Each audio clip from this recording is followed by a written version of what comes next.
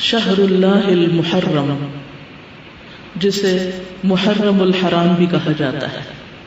محرم کا لفظی معنی ہے حرام کیا گیا، یعنی جس مہینے کی حرمت ہے، جس میں بہت سے ایسے کام حرام کیے گئے ہیں جن کو ایک مسلمان نہیں کرتا یا ان کا کرنا اس کے لیے حرام میں آتا ہے۔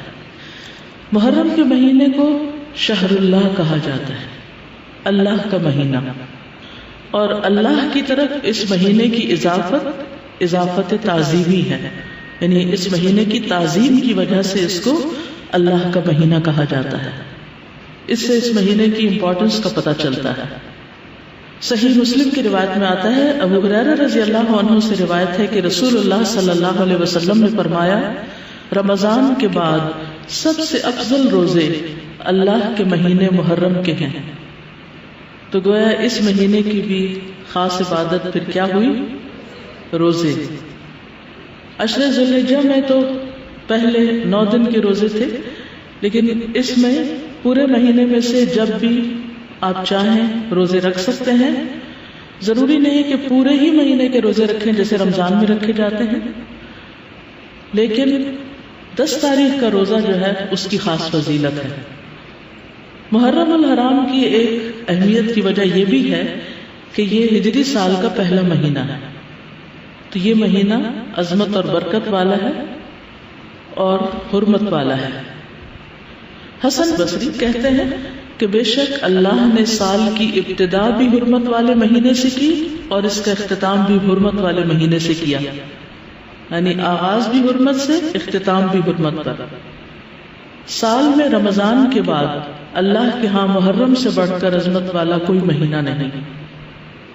تو اس سے کیا پتہ چلتا ہے کہ اگر کسی چیز کی ابتدا میں بھی حرمت ہے اور انتہا میں بھی، تو پھر ان دو کے بیچ میں کیا ہونا چاہیے؟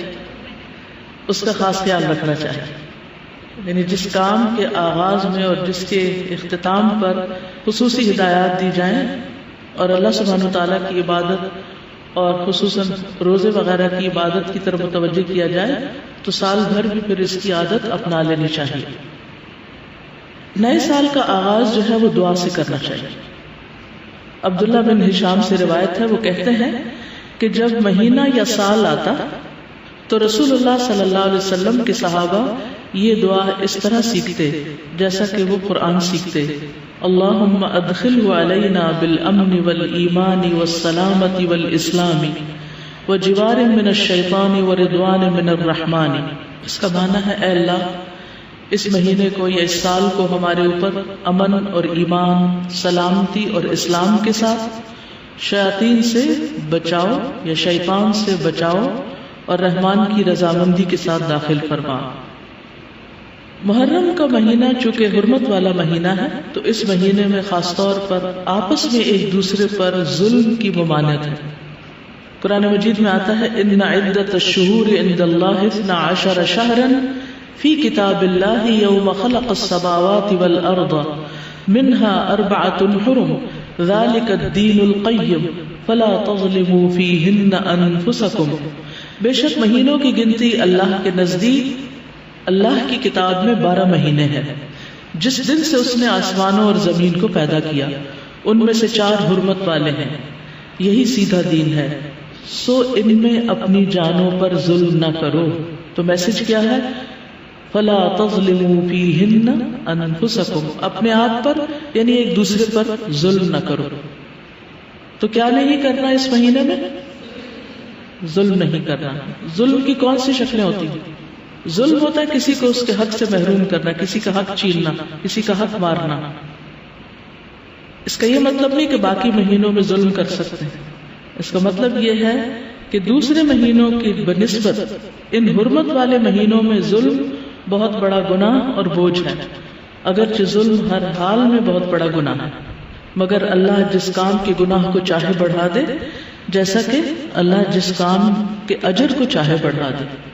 یعنی وہی نماز ہوتی ہے، وہی صدقہ خیرات ہوتا ہے، لیکن عشرہ ذی الحجہ میں کیا ہوتا ہے؟ اس کا اجر کئی گنا بڑھ جاتا ہے۔